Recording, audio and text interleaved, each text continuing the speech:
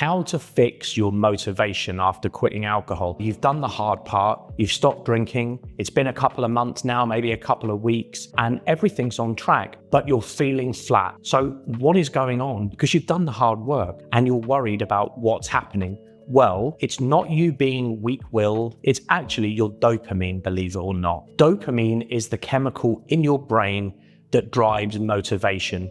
And what you've been doing with alcohol is you've had this little dopamine machine on tap, if you like, pardon the pun, is you'll have a drink, get a hit of dopamine, have a drink, get a hit of dopamine.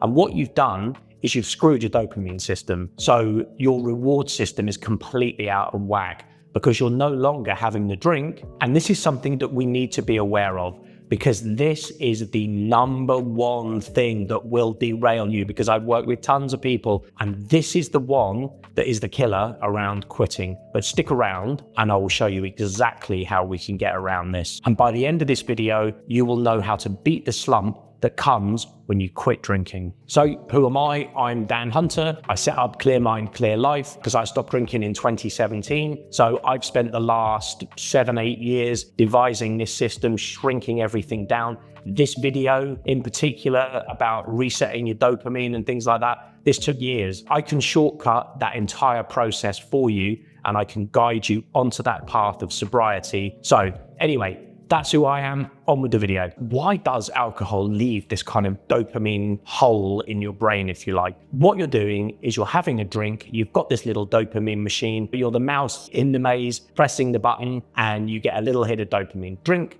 little hit of dopamine. Drink, little hit of dopamine. And let's face it, it feels great because that's why we drink, because it feels good. And over time, what happens is if you keep stimulating that dopamine or those dopamine receptors in your brain, then what's going to happen is your brain's going to dial it down. It's going to say, okay, we don't need to produce as much now because you're kind of artificially stimulating it. You're kind of constantly pressing that button of, more cheese, to continue the analogy of the mouse in the maze. And after quitting, surprise, surprise, your brain is still in that low production mode because, well, why wouldn't it be? So what do we do about this? What we need to do is obviously fix it, but we need to fix it gently and slowly so that your brain starts building blocks of how to actually start producing its own dopamine again. And the way that we start doing this is with lifestyle tweaks. But what you have to do is chase short bursts of discomfort. Now, what do I mean by that? This is what I do. You could just go straight in, cold shower, cold plunge, something like that. But I just get the shower running and then I just crank it onto cold.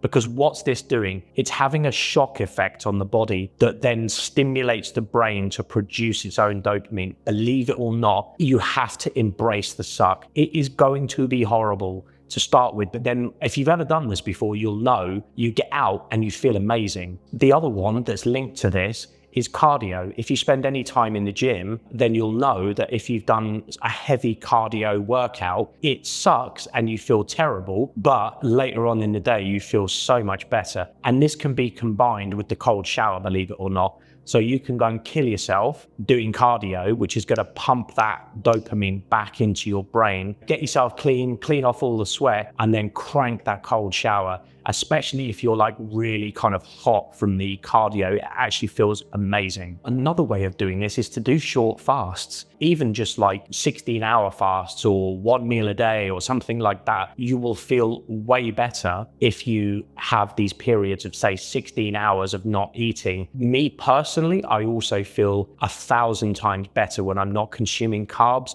Now, I'm not the fittest guy in the world, so you have to sort of take what I'm saying on kind of face value. Just eating, say, meat or something like that really does have an energizing effect and helps the brain kind of produce that dopamine on its own again. Here's something that you can do yourself. We do this in the program. It is part of the program. What we're going to do is basically it's a dopamine reset, if you like. We're going to kind of squeegee your brain a little bit and we're going to reset all of this. Now, how do we do that? Let's break it down. In short, it's going to be things like what are kind of quick hit pleasurable things. It might be even things like coffee, junk food, scrolling TikTok is a big one. This kind of social media stuff. What we're going to do is we're going to scale all of this back and it's gonna suck. But there's no two ways about it. But do you want to get fixed? Do you want help, or do you want to just kind of wallow? I'm guessing if you've made it this far in the video, you want help. So let's embrace the suck. Because also, once you start letting go of these kind of instant hits, especially scrolling your phone before bed, the blue light, we've all heard about it, but the blue light really disrupts your brain. But once you stop all of this, you'll be stunned at how the first week or so, you're going to be at a loose end. You're not going to know what to do with yourself. But then all of a sudden, things that once gave you pleasure, they'll all start coming back to the fore, and your brain will start remembering of like, oh, we used to enjoy this. Here, have some dopamine. Not the main one, I would say, but certainly a very big one, because there's a couple of big ones, but the big one is right before bed, that doom scrolling. And you're getting the double whammy of the blue light, which is hyper stimulating your brain and it's keeping you awake. If you can cut that out, you'll sleep better, your REM sleep will improve, your restfulness will improve, your mood will improve, and you'll just shift the entire thing into this kind of upward spiral. I'm going to move on now to like supplements and things like that you can take. And these are things that I've spent a long time researching. So the first one is L-tyrosine, so L-tyrosine. It's an amino acid precursor for dopamine. Dosage-wise, somewhere between 500 and 1,000 milligrams. So usually on an empty stomach and before workouts. You can find most of these things on Amazon. Make sure you get a decent quality one as well, because you don't want to be taking one with like bulkers and things like that in. Another one is omega-3. So that's going to do things like repair brain cell membranes and generally help improve mood. So I take these. Take 2 to 3 of these fish oil tablets a day. So sort of fatty fish, omega-3 things. You can also get this in its natural form by eating fish, but I recommend you supplement with it as well. It's really good for helping your brain and your joints and things. The next one is a bit of a mouthful. It's N-acetylcysteine. So I'll put it on the screen, and this helps to regulate your glutamate and dopamine, and it reduces cravings as well. So probably 600 to 1,200 milligrams a day. Probably check with a doctor on this if you're on certain medications and stuff. Do your own research with this stuff. I'm not a doctor, but these are things that I've found that have helped. Now, food, again, this is what helps me, is natural food. So fish, eggs, meat, avocados, wild salmon, not the farmed stuff, but the wild salmon. All of these foods will kind of cover most of these bases for you. What you don't want to be doing is replacing drink with like McDonald's every day or something, because you're just going to feel like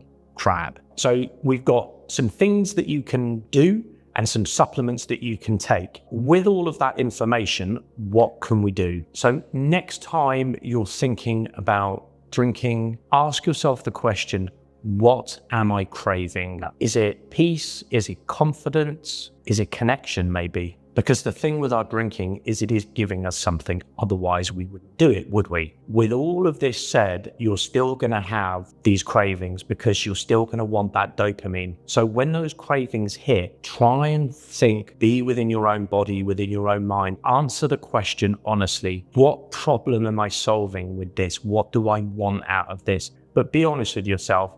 Think about it. Write it down. Start building up this little pattern bank of things that you are craving whilst you're actually having the cravings. What is it I'm actually getting out of all of this? Quitting alcohol is not just about removing a poison and a substance. What it is, it's about upgrading your brain, upgrading your habits, upgrading your thinking and your relationship to alcohol. If you're ready, if you've had enough, if you want some help, book a call with me below. It'll be very low key, no pressure. I'd love to have you in the program. If not, that's no problem. I'll give you some things that you can take away to manage your own. It's much easier if you've got some help, but I'm not here to pressure people. And if you feel that the program would be good for you, I'd love to have you in. But anyway, book that call and I will see you in the next one. Thank you.